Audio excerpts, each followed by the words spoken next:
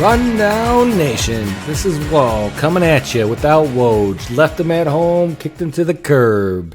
What does that mean? I'm sure you guys have figured it out by now. It means we got a mini episode coming at you. As it is me, you could probably guess we're going to be going over some sports gambling topics. What's the topic today, Wahl? Today we're going to go over parlays.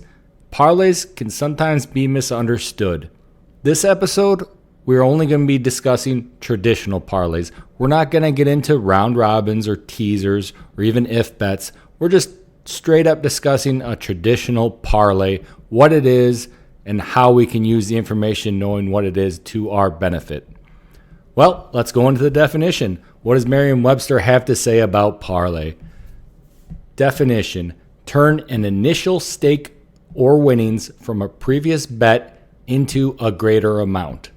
Well, this is somewhat applicable, but not exactly what we're going to be talking about today or how we would define this word in relation to sports gambling. Next definition: it's a noun, a series of two or more bets so set up in advance that the original stake plus its winnings are risked on successive wagers. Yes and no. I'm not going to argue with the dictionary. I'm not going to argue with Mr. Merriam and Mr. Webster. They know what they're talking about, but that's not how we're going to define it. Two or more bets in that definition? Yes, that's correct. Set up in advance? Yes, that's correct. Original stake plus winnings? It's true, but it's not really useful for us to think about it that way. Unless we're talking about round robins, which is a parlay of parlays, then you could think about it. But again, we're not going to go in those today. We're just talking about traditional parlays. What's the word origin? From the Latin, it comes from par, which means equal. From Italian, it comes from paro. It means like. It appears this week the word origins are not going to help us out a whole lot. How are we going to define a traditional parlay? Well, I'll throw you my definition.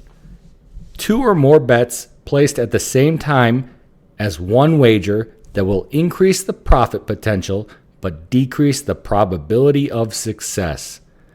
This is getting a little deep, but let's break it down. What we're going to do, we're going to start with an example. Let's say we want to place just two bets. We're going to do a two-team parlay example. First off, though, we're going to go over if we just placed individual bets. We're going to put $100 on Iowa, the Hawkeyes, -3 at -110. We're going to put another $100 on Texas, +7 at -110. Actual games doesn't matter. Actual bets doesn't matter. We're just using these examples. Let's say we win both our bets. Great. Must have been listening to the Woj and Wahl College Football Rundown this week. What is that going to net us? It's going to net us $182. We got $91 on one bet and $91 on the other. Comes out to $182. Thought being two bets, let's just parlay. $200 on a parlay, going to pay plus $260 on the line. The parlay will give us better odds. Rather than -110, we now have plus $260. Well, hell, that's a big jump. Why don't we parlay everything? Parlay this, parlay that. Well, we'll get into why you might not want to do that a little later. But for now, let's take this parlay through. We win this parlay, it will pay out $728. This gives us a net profit of $528. More than double our payout from the two individual bets. This is huge. Again, we're thinking to ourselves, man, we need to parlay everything. Wait, why is Wahl always saying not to parlay? Simple answer, while the numbers look very enticing, the math proves a strong discrepancy in what we should be getting paid for our risk. This becomes apparent with our first issue. We are not even getting close to fair odds. There's a 50% chance of winning each bet individually. That's if the lines are set right. We're going to assume the lines are set right. That's all we can do. Your odds of winning both are 3-1 in reality. 3-1 equates to plus 300. Statistics show us we have a 25% chance of winning both bets. Don't believe me? Easy walkthrough. Only 4 possible outcomes. We'll go over them. 1, both teams cover. We win our parlay. 2, both teams fail to cover. Obviously, we lose our parlay. 3, Iowa covers. Texas does not. We lose our parlay. 4, Texas covers, but Iowa does not. We lose our parlay. Those are the only 4 possible outcomes from this parlay bet. 3 chances to lose, 1 chance to win. 1 in 4 is a 25% probability of success. We are only getting paid plus 260 though. This implies a 28% chance of winning. We should be getting paid plus 300. The casino is ripping us off before we even place our bet. They are thieves. They are stealing our money. They are not paying us correctly for the risk we are taking. Well, in reality, this happens with every bet. Factor of the juice. We went over this in mini episode 1. Hopefully you all understand it by now. If you don't, maybe go back, check out mini episode number 1, refresh your memory. But in this example, a parlay, the juice is to a greater degree. People are saying, well, my book offers true odds on a parlay, quote unquote. It's possible some books do offer true odds on parlays. They're going to be casino true odds, though. They're not going to be our actual true odds. If your book or casino doesn't offer true odds, we'll go on a little tip later about how you can actually get casino true odds on these. But even so, you're offered true odds on your parlay. You still have a disadvantage.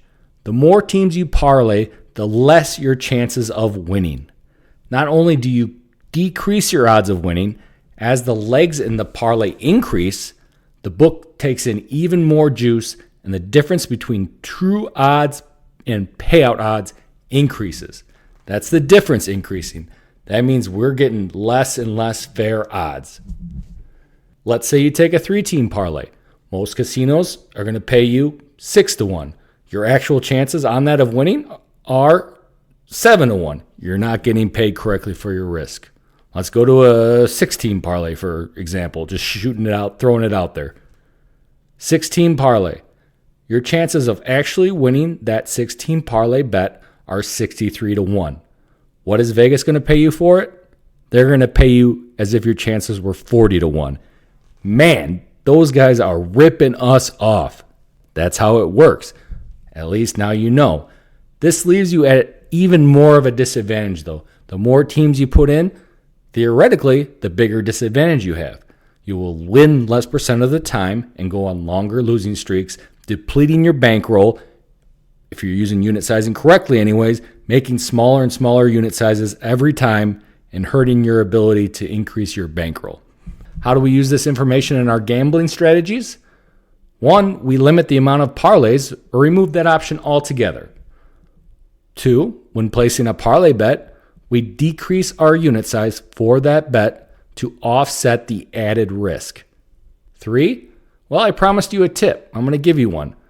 What we do in a parlay, if we can, we try our best, we add a non-110 value to one leg of the parlay. Why do that? Well, for complicated reasons, it'll force the casino or book to use true odds. Again, these are casino true odds. They are still collecting the juice, but it will bring the playing field closer to level. I know we went through this kind of quick. I try to make these episodes quick for you guys. We did brush over some stuff, and I explained some stuff not exactly how it is, but in a way that you'd understand how it is. If you have any questions, always feel free to email me at wahl@collegefootballrundown.com. But I hope this helped. I don't want anybody to be scared of parlays. I just want them to know the risks when taking them. Have your fun every now and again. Once you get up to those big team number parlays, though, 8, 9, 10, 11, even in my opinion, 5 or 6, those are more lotto tickets. As long as you keep that in mind, have fun with them. Don't forget, check out our new episode this Thursday, when Woj will be back up with me, going over a little fantasy, a little sports gambling. We're going to help you get ready for the weekend. Until then, let's make some money.